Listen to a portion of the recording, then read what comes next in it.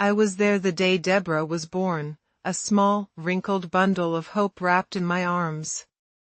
I remember looking down at her tiny face and praying the same prayer my mother and her mother before her had prayed. Father in heaven, make her obedient. Make her humble. Make her safe.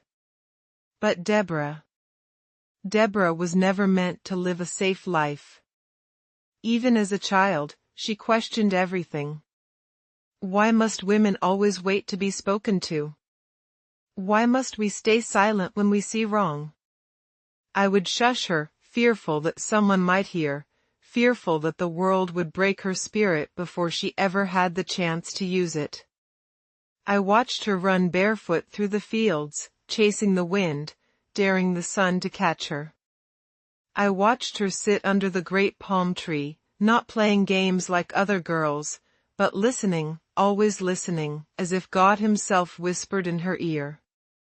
When she spoke, even as a little girl, there was weight in her words. Wisdom, beyond her years. Courage, beyond her strength. There were nights I would lie awake, staring at the ceiling, heart pounding with fear and awe. I knew my daughter was born to be different. And different was dangerous. When the elders first came to seek her counsel, the town buzzed like a hive struck with a stick. A woman? A judge over Israel? They laughed at first.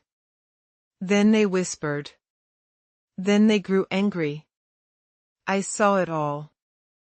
I heard the words thrown like stones behind closed doors.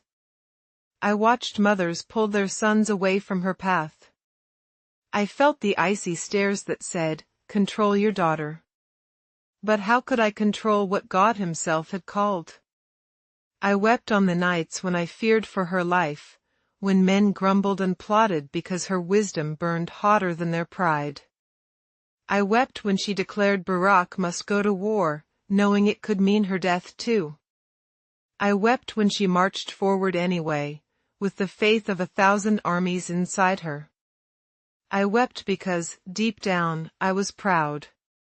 Not the simple pride of a mother over her child, but the trembling awe of witnessing God's fingerprints on a life. I watched her rise when the world told her to sit down. I watched her speak when centuries of tradition told her to be silent. I watched her fight for a people who doubted her, and sing praises to a God who never did. I watched her become the mother of a nation when they never even wanted to call her daughter. And I learned something. I learned that true love does not clip wings. True love does not hush a calling. True love prays bigger prayers. Father, make her bold. Make her strong. Make her yours, even if it costs me everything. They still sing her song, you know. Generations later, they still whisper her name with reverence. Deborah. Prophetess. Judge. Warrior. Daughter.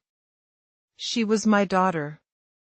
And if I had the chance to hold that newborn babe in my arms again, I wouldn't pray for her to be safe. I would pray for her to set the world on fire, just like she did. Raise them for the calling, not for the comfort.